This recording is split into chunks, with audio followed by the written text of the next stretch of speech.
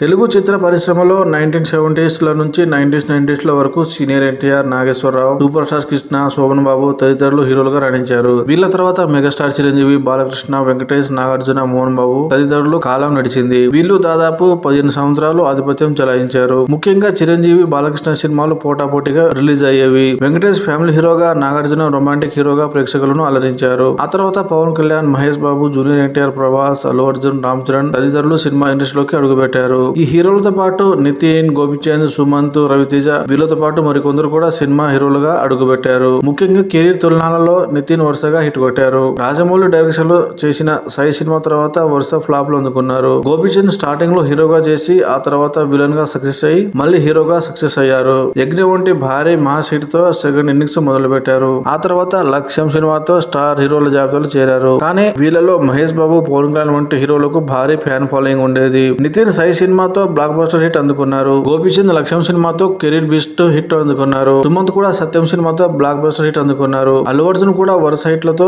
మంచి జోరు మీద ఉన్నారు. ప్రభాస్ కూడా వర్షం సినిమాతో కెరీర్ లో తొలి బ్లాక్ బస్టర్ హిట్ అందుకున్నారు. ఒక రకంగా చెప్పాలంటే పైన చెప్పిన హీరోలందరి మార్కెట్ సమానంగా ఉండేది. ఆ తర్వాత కథ అడ్డం తిరిగింది. అల్లు అర్జున్ దేశముద్రు వంటి బ్లాక్ బస్టర్ హిట్ కొట్టారు. నితిన్ స్టోరీ సెలక్షన్ లో చేసిన తప్పుల వల్ల వరుసగా ఫ్లాపులు వచ్చాయి. దీంతో స్టార్ హీరో కావాల్సిన నితిన్ సెకండ్ గ్రేడ్ హీరోగా ఉన్నారు. గోపిచంద్ విషయానికి వస్తే యజ్ఞం, ఆంధ్రుడు, రణం ఈ విధంగా వరుస హిట్లతో దూసుకొని వెళ్లారు. ముఖ్యంగా మాస్ లో అల్లు అర్జున్, ప్రభాస్ కంటే ఎక్కువగా ఫ్యాన్ ఫాలోయింగ్ ఉండేది. లక్ష్యం సినిమా తర్వాత సరైన స్టోరీలను ఎంచుకోవడంలో చేసిన తప్పుల వల్ల వరుస ఫ్లాపులు పలకరించాయి. స్టార్ హీరో కావాల్సిన గోపిచంద్ సాధారణ హీరోగా మిగిలిపోయారు. తెలుగులో స్టార్ దర్శకులుగా ఉన్నవారు ఎవరు గోపిచంద్ తో సినిమా తీయలేదు. అక్కినేని కాంపౌండ్ నుంచి వచ్చిన సుమంత్ సత్యం సినిమాతో బ్లాక్ బస్టర్ హిట్ అందుకున్నారు. ఆ తర్వాత చాలా సినిమాలు భారీ డిజాస్టర్ గా మిగిలాయి. పూరి జగన్నాథ్ దేశముద్రు సినిమా స్క్రిప్ట్ ను మొదటగా సుమంత్ కి చెప్పారు. కానీ రిజెక్ట్ చేయడంతో అల్లు అర్జున్ చేసి బ్లాక్ బస్టర్ హిట్ కొట్టారు. ఈ విధంగా సుమంత్ చాలా సినిమాలను రిజెక్ట్ చేశారు. ఇట్లు శ్రావణి సుబ్రహ్మణ్యం సినిమాతో సెకండ్ ఇన్నింగ్స్ మొదలుపెట్టిన రవితేజ